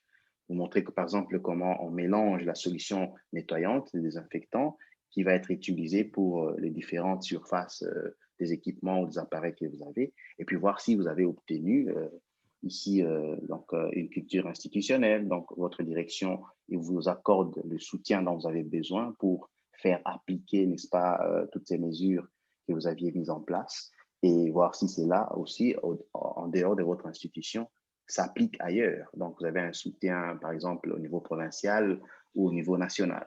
Donc, vous devez toujours amener cette question d'implémentation au niveau de ces stratégies multimodales et voir les différentes étapes qu'on a discutées, voir comment vous pouvez les adapter.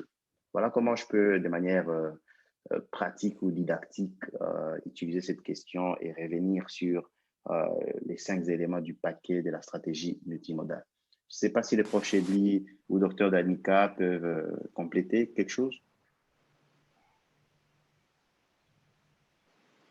Peut-être que je vais faire un commentaire et qu'ils peuvent ajouter dessus.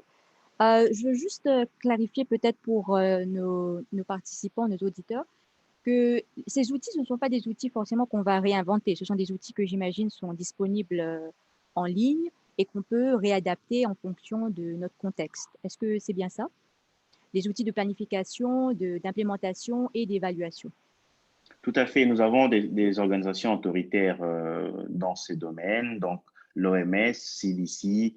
Vous pouvez trouver des éléments, mais aussi toujours vérifier au niveau national dans chacun des pays ce qu'il y a comme documents, mais des documents, des références. Il y a l'OMS et il y a CDC, que ce soit Atlanta ou CDC Africa. Merci. J'aimerais rajouter quelque chose, prof. Allez-y. Que Docteur Valérie? Quand les outils sont envoyés au niveau d'un pays, par exemple, leur adaptation doit avoir aussi le quitus de ceux-là qui peuvent permettre de pouvoir faciliter ce changement-là. Et il est préférable que ça vienne au niveau central du pays pour que, regardez si chaque province, vous avez 26 provinces, vous avez 9 provinces, 11 provinces, et chaque province, chaque district doit adapter l'outil, vous aurez que le traitement des données devient tout à fait difficile. Donc, le traitement des données, nous avons insisté sur les données qui vont permettre de faire le plaidoyer. Si vous avez adapté l'outil, vous l'avez transformé et que finalement les données ne peuvent pas être comparables avec les données venues d'ailleurs, c'est important qu'il y ait toujours une harmonisation. C'est que le niveau central serait mieux. Et quand il y a une adaptation, discutez-la d'abord avec les uns et les autres. Merci. Un petit avis, si vous permettez. Allez-y, docteur Katete. Oui, docteur Valérie, c'était brillant l'exposé. Félicitations encore une fois. Je vais aller sur un petit détail de cette question. Et donc, je félicite vraiment Claudine, je pense, la personne qui a posé la question. Pourquoi? Parce qu'évidemment, ces procédures invasives sur le plan thérapeutique ou diagnostique sont des procédures très dangereuses pour l'hôpital, les personnels, ainsi que le malade, évidemment. Le personnel, quand je vois personnel, je vois aussi leurs familles. C'est là, évidemment, qu'on se contamine, surtout pour le avec le COVID-19. Et donc, les collègues ont vraiment martelé sur comment implémenter. Mais moi, je voulais dire deux choses. Première chose, c'est là qu'il faut mettre beaucoup d'énergie, évidemment. L'implémentation, c'est voir si on fait ce qui devrait être fait. S'il y a des procédures invasives dans l'hôpital, c'est là vraiment que le personnel de PCI devait mettre aussi son attention. Parce que c'est là que le personnel soignant va se faire infecter en masse, évidemment. Deuxième chose, en pratique, si tu vas distribuer, par exemple, le masque chirurgical pour la personne qui est en consultation aux urgences, pour la personne qui va aller faire une bronchoscopie, pour une personne qui va aller faire une intubation, il ne faudrait pas une masque chirurgicale tout simplement, il faudrait peut-être le N95. Et donc, voici quelques insinuations. Maintenant, quant à dire implémenter, il faut alors suivre le reste de la procédure. Voilà. Merci. Prof. Chedli, est-ce que vous voulez ajouter quelque chose? Ou Danica, Dr. Danica?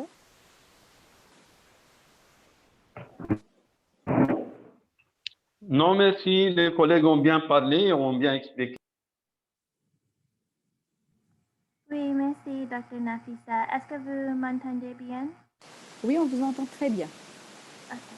Oui, j'aimerais bien juste ajouter un petit mot. Je pense que les collègues ont fait une très bonne explication par rapport aux questions, mais ce que je voulais ajouter, c'est juste souligner l'importance d'avoir un protocole en place en avance, c'est-à-dire comme Dr. Katoto vient de parler des différents types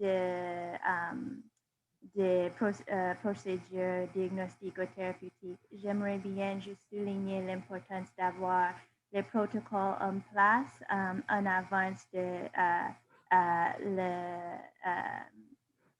la performance de tous les procédures. C'est-à-dire que les hôpitaux et bien les établissements de santé peut avoir les policiers qui parlent spécifiquement des différents scénarios que les agents de santé peuvent rencontrer pendant leur soins des malades. Parce que c'est important parce que ça peut être difficile de bien réfléchir de toutes les stratégies de PCI qui sont nécessaires dans une situation d'urgence. C'est vraiment mieux de réfléchir et prendre l'occasion de considérer tous les risques et tous les facteurs des différents scénarios bien en avance qu'on se raconte les situations d'urgence. On vient face à face d'une situation d'urgence avec un patient. Nafisa? Oui. Est-ce que je peux faire un petit commentaire? Allez-y. Voilà, je devrais remercier Dr. Katoto et Dr. Danica pour leurs éléments. Finalement, ceci revient à ce qu'on a dit dans les différentes semaines. Donc, ici, il faut avoir un programme en place, un programme de PCI. Donc, ce programme va finalement inclure la présence des points focaux PCI, donc une personne qui a pour activité la prévention et le contrôle des infections, mais ajouter à cela des documents de guidance, donc les guidelines, les manuels d'opération standards, pour finalement aider à établir des protocoles et être capable de produire des rapports, des pratiques de PCI qui ont été exécutées, par exemple, chaque semaine, chaque mois. Et donc, ces protocoles-là, comme le docteur Danica l'a dit, va reprendre les éléments techniques qu'il faut, mais aussi, dans certains cas, contextualiser par rapport à la disponibilité des ressources. Alors, pour marteler sur ce que le docteur Katoto a dit, ce que les gens peuvent retenir, donc avant de choisir un équipement de protection individuelle, il faut faire ce qu'on appelle l'évaluation du risque avant de commencer la procédure. Donc, les éléments de Dr Katoto et Dr Danica viennent finalement se mettre ensemble. Il y a un protocole, il y a des lignes directrices ou un guide directeur qui donne les principes, mais il y a aussi cette pratique d'évaluation du risque avant la procédure. Donc, si tu vas aller faire des procédures médicales qui vont générer les aérosols, quel est le risque de contamination par rapport à COVID-19 et quel est l'équipement de protection individuelle approprié. Si tu as un nettoyeur et tu vas aller vider les sacs, quel est les risques de contamination là-bas et par rapport à ces risques, quel est l'équipement de protection individuelle qui convient. Donc, le petit exercice est finalement capital. Avant de commencer toute procédure, il faut faire l'évaluation du risque et donc guider ou informer votre choix d'équipement de protection individuelle par les résultats de cette brève évaluation, mais critique. Merci. Merci, André. Merci. Et vraiment, vraiment, merci à tous. Pardon, docteur Katoto, vous voulez ajouter quelque chose? Non, il a très bien... Non, c'est Profitly. Ah, Oui. Profitly, pardon. Allez-y, Profitly. On vous écoute. Non, peut-être Dr Matou Dr Matou, à vous, si vous êtes prêt. Non, allez-y, prof. Merci bien, merci bien. Bon, moi, il y a une question qui a été posée par un collègue, Sylvain Mokoto, je crois. Et quand je fais les liens avec ce qui a été dit par les collègues, je me mets à leur place. Bon, moi, ce que j'annonce, par exemple, à mes collègues, la semaine prochaine, je serai en Bandaka. Et franchement, le problème pour nous, comme l'a souligné Dr Valérie, peut-être, c'est qu'il faut qu'on ait au niveau national un programme de PCI clair, et je m'excuse. Et ce programme, il sera la réflexion au niveau régional et du niveau régional au niveau de formation sanitaire. Mais malheureusement pour nous, les collègues IPC, généralement, l'attention et l'appui en matière de PCI c'est fait dans des situations d'urgence ou de catastrophe pour lesquelles il n'y a pas un terrain de pratique de la médecine quotidienne qui a pris en considération ces éléments-là. Et malheureusement, on se trouve avec des grands défis. L'exemple qu'a proposé le professeur Andy, pour un soin invasif qui va générer des aérosols. On peut se trouver dans une situation avec des formations sanitaires qui n'ont pas le N95 ou le FFP2. Et ils n'ont que de simples masques. Et ils sont dans une situation, c'est-à-dire soit ils intubent le patient pour lever, soit ils reculent. Je crois que c'est de là la question, c'est vraiment qui devient un grand défi pour nous tous. C'est un grand défi pour nous tous, vraiment. C'est des ressources disponibles par rapport aux problèmes et par rapport à la réalité de la PCI du niveau national au niveau de la formation sanitaire. Ça nous revient à nous, que ce soit les experts PCI ou les professionnels de santé, vraiment de trouver des solutions parfois en l'absence de protocole. Comme l'a dit notre collègue, il n'y a pas de protocole. Parfois, c'est une situation qui est un peu difficile et qui nous met dans des grands défis pour lesquels on est obligé de trouver des solutions adaptées aux ressources qui sont disponibles. C'est un peu ça ma réflexion. Merci à vous, Dr Nafissa. Absolument, merci. Dr Patrick, un dernier commentaire avant que je continue ou... Non, je pense que le prof a très bien fait la conclusion. Et je pense que le débat devait donc être à des niveaux, au niveau national et au niveau de tous les bailleurs pour disponibiliser aussi la finance, mais aussi des réflexions donc au niveau local, que l'équipe PCI avec finalement les techniciens devraient se rencontrer si par exemple ils ont besoin de tel ou tel autre outil et qu'ils n'ont pas. Ils peuvent toujours réfléchir ensemble et voir comment adapter dans les conditions qui sont les nôtres, du moins en Afrique, au niveau rural où il y a encore beaucoup à faire. Donc, voilà. Absolument. Merci beaucoup. Et peut-être que je vais juste ajouter Docteur Nafissa, Oui. est-ce que Docteur Sylvain, il est en bas Dakar? Docteur Sylvain qui a posé la question par rapport aux analyses qu'on doit les prendre à l'IECA pour faire les analyses? Je ne sais pas. On va lui poser la question. Oui. Il me semble que oui. Ah oui.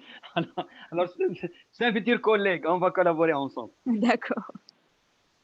Merci. Ok. Merci, Dr. Chedli. Et merci, Dr. Andy, pour la précision. Et vraiment, je voudrais aussi ajouter que c'est vrai qu'on a énormément de guidelines, de lignes directrices, de rapports qui sont là pour nous aider, pour nous guider. Mais c'est vraiment à nous de les implémenter sur le terrain, parce que sinon, une ligne directrice où nous avons plein de guidelines sur quel type de PCI utiliser, par exemple, dans quelles circonstances. Et c'est vraiment à nous d'accéder ces ressources et vraiment d'essayer de les implémenter dans notre contexte local. Et je vais peut-être prendre une question par rapport à la situation épidémiologique avant de prendre une dernière question sur la PCI. Alors, je vais prendre une question. Ah ben justement, je crois que c'est de Sylvain aussi. Alors, Sylvain qui nous dit... Ah, pardon. Prof Chedli, vous voulez répondre à cette question, hein? Alors, allez-y. Ah non, vous avez déjà répondu à la question, pardon. Je suis en train de voir le chat là. D'accord. Alors, non, peut-être que je vais prendre la question de Sylvain. Sylvain qui propose que la base de données PCI soit intégrée sur DHIS2 pour éviter la perte et qu'elle soit disponible en temps réel pour utilisation et la bonne prise des décisions. Est-ce qu'on a des commentaires dessus? Oui, oui. Finalement, ça, c'est une très bonne suggestion. Les différents pays où nous sommes, où moi je travaille, on a déjà cette proposition et les équipes sont en train d'y travailler. Donc, c'est quand même contextuel, hein. Il faut voir là où vous êtes si vos équipes peuvent aussi faire la même chose. Donc, vous avez le DHIS2 tool qui est disponible, mais vous pouvez y travailler pour ajouter certaines rubriques selon votre contexte, selon votre chaîne de communication des données, laboratoire, niveau district, niveau hôpital, niveau national, etc., pour avoir toutes ces données et donc permettre une analyse en temps réel de tout ce qu'on a. Donc, ce que je peux dire, c'est de voir au niveau de votre pays ou votre institution, votre région, ce qui peut être faisable. Parce qu'ailleurs, c'est déjà ça. Ils sont en train de rajouter des rubriques selon encore ici les ressources disponibles. Hein. Donc, le contexte de là où vous êtes joue un rôle très capital. Et merci au prof Chedli, expérimenter des terrains en Afrique et en Europe. Il a su placer le mot. Hein. Donc, il faut savoir intégrer tout ça lorsqu'on n'a pas les ressources nécessaires. Il faut adapter les evidence-based practices à quelque chose qui est dans notre contexte et qu'on peut implémenter directement. Merci, c'est mon dernier mot par rapport aux questions. Merci. Est-ce que nous avons d'autres commentaires par rapport à cette question? J'ai un petit commentaire, si vous permettez. Allez-y. Alors, ça rejoint un peu à la question de Clotilde qui demandait quel type, finalement, quand on veut aller vers la collecte digitale, quel type d'outils prendre, quels sont les challenges. L'idéal, c'est ce que Sylvain vient de proposer, c'est là qu'il faudrait aller. Mais peut-être ça prendra un peu de temps parce que c'est des décisions qui doivent être prises au niveau, n'est-ce pas, national, régional, district. Localement, on peut utiliser d'autres moyens. Il y a autant de tools actuellement. Moi, je suggère un peu l'ODK Collect, par exemple, les Open Data Kit.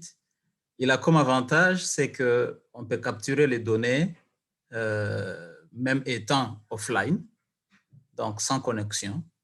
Et quand une fois on se connecte, on peut finalement envoyer ces données quelque part. Cela a été utilisé dans la stratégie STOP avec la poliomyélite et ça a très bien marché pour surveiller les données. Et au Niger, on a fait une très bonne expérience dernièrement en combinant cette supervision intégrée utilisant l'ODK Collect pour la surveillance de COVID. C'est un draft qui est en cours et je pense que c'est une très bonne expérience et qui a aidé aussi à former, à faire de surveillance PCI. Et donc, il y a autant de moyens et l'avantage encore de ODK comparé à d'autres qu'on a sur le marché, Kobo Collect, Redcap, MagPie, il y en a autant, TeamScope. L'avantage, c'est que non seulement te donne les real time, donc données en temps réel, mais il y a surtout cet aspect offline et ça ne prend pas que les iOS, ça prend aussi l'Android. Donc, facilement, on peut connecter ces données quand on est online une seule fois la journée ou deux fois, une fois la semaine et ça va là où ça va aller. Et donc, comme tout le monde a maintenant un Android sur la main, je pense qu'on peut, voilà, on peut facilement implémenter ça en attendant qu'au niveau national, on trouve une politique. Est-ce que je peux placer rapidement un mot parce qu'il y a des questions épidémiaux qui attendent pour être répondues là. Je voulais juste dire ceci. Vous venez vous-même de vous rendre compte que l'Afrique, nous avons besoin de pouvoir mettre les énergies ensemble. Et que quelqu'un qui dirait qu'il n'y a pas d'emploi, oui, évidemment, on peut en créer énormément. Tous les IT qu'il y a, le traitement des données, l'interprétation de ceci, ça entraîne énormément de bonnes choses qui font que il y a le consortium qu'il faudra mettre autour de beaucoup de choses. Et c'est notamment que, comme on l'a proposé, qu'il arrive une conférence des chefs d'État autour de la PCI seulement. Mais aussi, je rappelle tout de suite qu'il y a un programme qui pourrait venir, pas un programme, un projet, de pouvoir faire ici un observatoire africain par rapport aux infections associées aux soins et voir aussi les infections des professionnels de santé. Je crois que c'est un programme, c'est quelque chose qui pourra se réaliser, mais notre engagement est ici voulu. J'aimerais m'arrêter par là parce qu'il y a encore beaucoup de...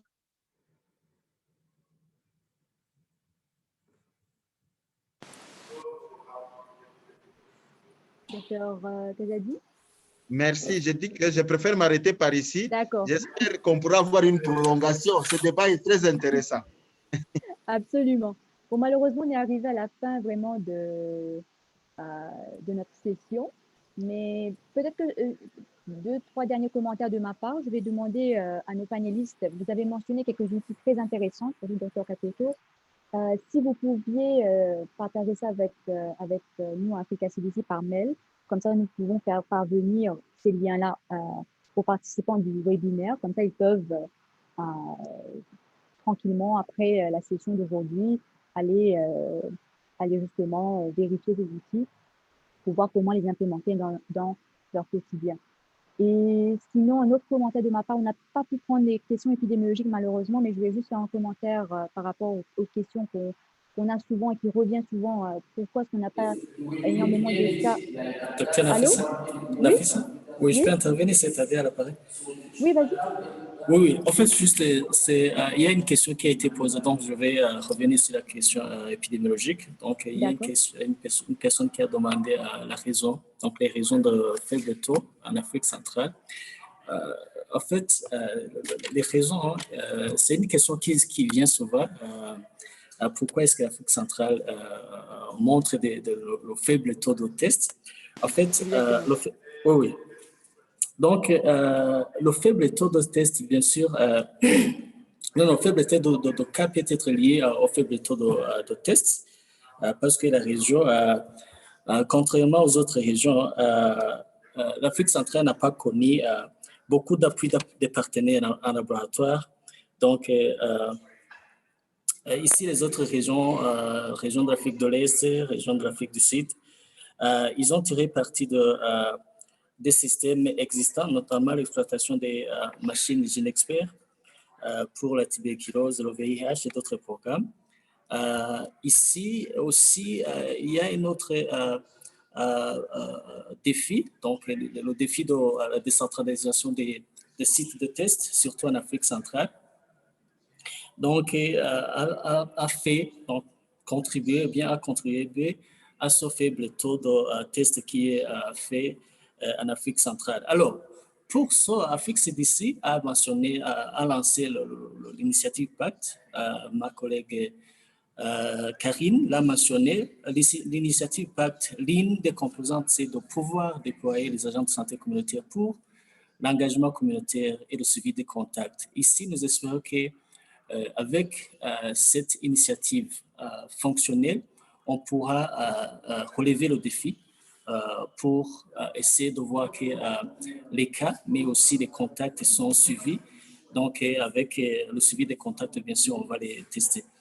En Afrique centrale, cette initiative va être menée dans beaucoup de pays. Ici, au Cameroun, l'initiative est déjà lancée. Au Burundi, bientôt. Au Congo, DRC. Au Congo-Brazzaville aussi. Au Sao Tomé et Principe bientôt. Donc, on espère qu'avec le lancement de cette initiative, donc, on va relever le défi de faible taux de COVID-19 en Afrique centrale. Mais également, il y a eu le lancement d'une plateforme d'achat d'Africa CDC. Donc, on est en train de mobiliser les pays à s'inscrire dans cette plateforme parce que l'un des défis, c'était de pouvoir accéder les intrants en laboratoire. Donc, on espère qu'avec cette plateforme d'achat, il y aura aussi une solution pour ce défi d'accès aux intrants de laboratoire. Donc, on espère avec toutes ces stratégies, solutions, on pourra relever le défi de faible niveau de test en Afrique centrale. Merci. Merci, M. Tadé. Merci. Vous avez répondu justement à la question que j'allais poser et répondre en même temps et demander à Mme Karine de répondre. Mais merci pour ces précisions. C'est vrai qu'en Afrique, il y a certaines régions qui, comme vous l'avez dit, sont desservies par moins de tests disponibles, moins de tests de dépistage, mais nous travaillons tous justement pour essayer de rendre tout ça très équitable et de faire en sorte que justement l'Afrique centrale puisse faire le nombre de tests désirés. Et peut-être que juste un dernier commentaire de la part du panel, parce que là, je vais demander à Dr. Andy de clôturer la session, parce que là, nous avons quand même dépassé l'heure. Vous permettez? Allez-y, docteur. Prof. Chedi, allez-y. Oui, je vous en prie. Juste le collègue, pourtant ça a été très bien expliqué, je crois, par Dr. Valérie par rapport au reprocessing, le traitement de matériel de soins, de matériel médical. On a fait, avec l'Africa CDC, une présentation qui a vraiment été très bien été appréciée et a été révisée, qui donne beaucoup de détails sur la classification, sur le traitement, les moyens de traitement, les précautions, avec des recommandations spécifiques à l'Afrique. Je crois, le collègue, comment mettre à leur disposition nos anciennes présentations, Dr. Nafissa. Absolument. Donc, ça doit être possible. Nous avons les liens justement même pour les enregistrements des différentes sessions que nous avons eues et nous pouvons partager ça facilement avec les participants. Je vais aussi les inviter à consulter le site d'Africa CDC parce que nous avons souvent sur le site d'Africa CDC les ressources des webinaires passés et les liens sont partagés là-bas aussi. Oui, tout à fait. Merci. Dr. Andy, à vous. Merci, Dr. Nafissa. Merci à tous les panélistes et à tous les participants et participantes. Ça a été une session hyper intéressante. On ne voit pas l'heure passer. Ben, les questions restées en suspens, nous allons peut-être les exploiter plus tard dans d'autres webinaires, séances de webinaires. Et donc, je vous souhaite un bel après-midi chez vous. Merci et à la prochaine. Merci à tous. Au revoir. Donc, pour préciser encore une fois l'enregistrement, cet enregistrement sera aussi partagé. Et j'ai pris quelques questions que peut-être nos panélistes pourront répondre après et que nous allons partager dans les groupes de PCI sur Telegram. Merci à tous. Merci. Merci, Nafissa. Merci. Merci, au revoir. Merci, au revoir.